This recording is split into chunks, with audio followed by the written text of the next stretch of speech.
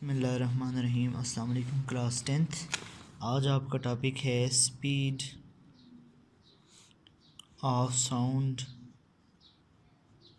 In air. Air में speed of sound क्या होगी। कल हमने just simple speed of sound के बारे में बात की थी। स्पीड ऑफ साउंड का मतलब ये है distance travelled by sound per unit time.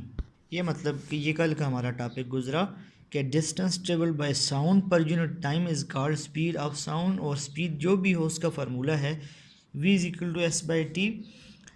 वहाँ हमने ये बात की कि सॉलिड में स्पीड मुख्तलिफ है, लिक्विड में मुख्तलिफ है, और गैसेस यानी एयर में मुख्तलिफ है। क्यों डिफरेंट है? Because speed of sound depends on material medium through which it is propagating. Speed of sound उस मीडियम पर डिपेंड करती है जिससे वो प्रोपगेट हो रही है। तो उसी के बारे में हम स्टडी करते हैं। जैसे कि एक मटेरियल मीडियम है। कल टेबल में जस्ट आपको सिंपल वैल्यूज़ बताई कि सॉलिड में 5000 से भी ज़्यादा स्पीड ऑफ साउंड होती है, और लिक्विड में 1400-1500 के राउंड अबाउट होती है, और गैसेस में ये ओनली 330, 340, 350 मीटर पर सेकंड तक स्पीड ऑफ साउंड हो जाती है। तो एयर जो डेली लाइफ में हम एक दूसरे से बातचीत करते हैं, एक दूसरे की बात सुनते हैं, ये speed of sound in air है। तो हम इससे ज़्यादा फेमिलियर हैं, ज़्यादा हमारी साउंड के साथ जो डेली लाइफ में हम डील करते हैं वो एयर मीडियम है। तो एयर मीडियम में स्पीड ऑफ साउंड की स्टडी आज हम इस टॉपिक में करेंगे। देखें, जो साउंड है, जो हमारे पास एयर है, अगर एयर का प्रेशर चेंज होता है तो साउंड पर इफ़ेक्ट पड़ता है। प्रेशर के साथ इसका इफ़ेक्ट है। इसके अलावा अगर उसमें नमी है यानी मॉइस्चर है एयर में तो भी फ़र्क पड़ता है।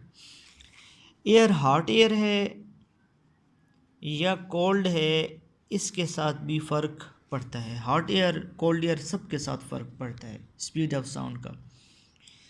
इसके साथ क्लास मतलब हम इसको ऐसे कह सकते हैं कि टेम्परेचर के साथ फ़र्क पड़ता है। टेम्परेचर के साथ फ़र्क पड़ता है एयर का।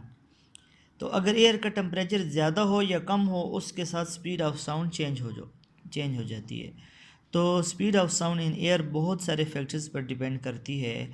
एयर में मॉइस्चर है, एयर का टेम्परेचर कम है या ज़्यादा है, एयर कोल्ड एयर है, वार्म एयर है, हॉट एयर है, उसका प्रेशर कम या ज़्यादा है। आम तौर से एक स्टैंडर्ड याद रखें, when pressure is 1 atm, 1 atm almost बराबर होता है 101 किलो पास्कल। पास्कल भी प्रेशर का यूनिट है। अगर जब प्रेशर 1 atm हो, आप स्टैंडर्ड एटीएम याद रख लें, 1 atm हो और टेम्परेचर 0 डिग्री सेंटीग्रेड हो, उस वक्त जो स्पीड ऑफ साउंड है वो 331 मीटर पर सेकंड होती है class. If the pressure of air is 1 atm and its temperature is 0 degree centigrade, then speed of sound in that air is 331 metre पर सेकंड। 331 मीटर पर सेकंड है, यानी एक सेकंड में 331 मीटर वो ट्रेवल करने की सलाहियत रखती है। अगर मैं आपसे ये पूछूं, आप मुझे बताएं 20 डिग्री सेंटीग्रेड पे अगर टेम्परेचर 20 डिग्री सेंटीग्रेड हो जाए, उस वक्त स्पीड ऑफ साउंड क्या होगी। तो स्पीड ऑफ साउंड उस वक्त, उसके लिए एक रिलेशन ये याद रखें, v is equal to 331 plus 0.6 into temperature. ये रिलेशन है v is equal to 331 plus 0.6t। तो ये हमारे पास एक जनरल रिलेशन है, v is equal to 331 0 degree centigrade पर हमारे पास स्पीड है और आगे 0.6t है।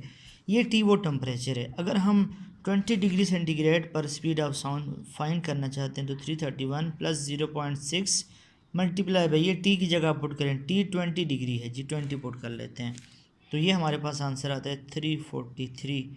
ये 331 है, ये 11 इसका आंसर आ जाएगा 343 मीटर पर सेकंड। तो उस वक्त स्पीड ऑफ साउंड हमारे पास हो जाएगी 343 मीटर पर सेकंड जब 20 डिग्री सेंटीग्रेड हो। क्लास टेम्परेचर के साथ स्पीड ऑफ साउंड का फ़र्क क्यों पड़ता है? Why with rise in temperature speed of sound increases? Because speed of sound is actually speed of sound sound is not a transverse wave, but sound is the longitudinal wave. It propagate along the medium just like a spring system. So speed of sound depends on the compressibility of that medium. Speed of sound depends on the air compressibility, how far air is compressible. If the compressibility factor of air is more, then speed of sound will be greater. तो speed of sound actually compressibility factor पर depend करती है. अगर जैसे आप temperature increase करते हैं, उस मालिक्यूल की रैंडम मोशन में इंक्रीज़ होता है, और वो जो मोशन है वो इंक्रीज़, उसका इंक्रीज़ होना इसको इंक्रीज़ करता है. जब आप टेम्परेचर को इंक्रीज़ करते हैं, टेम्परेचर को इंक्रीज़ करना इसका मतलब ये है कि आप उसकी मालिक्यूल की रैंडम मोशन को इंक्रीज़ कर रहे हैं, जिसकी वजह से स्पीड ऑफ साउंड भी इंक्रीज़ हो रही है. तो ये आप डिफरेंट टेम्परेचर पर आप फाइंड कर सकते हैं. एक और बात याद रखें, एक जो जनरल वेव इक्वेशन है F V is equal to F lambda, इसको हम जनरल वेव इक्वेशन कहते हैं. ठीक है, V is equal to F lambda. We have a wide range of frequencies for sound. Sound के केस में भी हमारे पास एक वाइड रेंज ऑफ फ्रीक्वेंसीज हैं. However, ये पॉइंट याद रखना MCQs के लिए. Speed of sound remain constant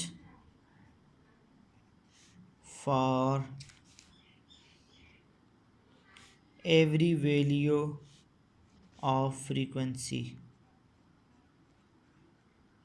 her frequency के लिए अगर फ्रीक्वेंसी में इंक्रीमेंट आए या डिक्रीमेंट आए, स्पीड ऑफ साउंड कांस्टेंट रहेगी क्लास. स्पीड ऑफ साउंड पे फ़र्क नहीं पड़ेगा. क्यों नहीं पड़ेगा? क्योंकि ये जो रिलेशन है v is equal to F lambda, अगर फ्रीक्वेंसी को आप डबल करेंगे तो वेवलेंथ हाफ हो जाएगी, तो रिज़ल्ट क्या होगा? नोथिंग. अगर आप इसको 4 टाइम करेंगे तो ये 1/4 हो जाएगी.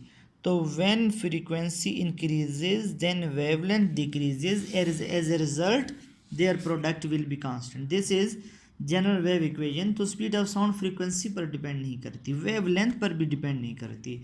स्पीड ऑफ साउंड जिन फैक्टर्स पर डिपेंड करती है वो कंप्रेसिबिलिटी, एयर का कंप्रेसिबिलिटी फैक्टर है, एयर का प्रेशर है, एयर का मॉइस्चर है, हॉट एयर, कोल्ड एयर, उसके टेम्परेचर पर उसकी डिपेंडेंस है. और जनरल जो मेन रिलेशन है वो ये है, v is equal to 331 plus 0.6 t. हर टेम्परेचर पर आप स्पीड ऑफ साउंड फाइंड कर सकते हैं. तो आप मुख्तलिफ आपके कोर्स में जो 343 इस चैप्टर में खासकर 343 मीटर पर सेकंड स्पीड ऑफ साउंड को लिया गया है, उसकी वजह यह है कि टेम्परेचर 20 डिग्री सेंटीग्रेड लिया गया है. अगर आप 20 डिग्री सेंटीग्रेड टेम्परेचर नहीं लेते तो आप डिफरेंट वैल्यूज़ के लिए आपके पास डिफरेंट हो सकता है.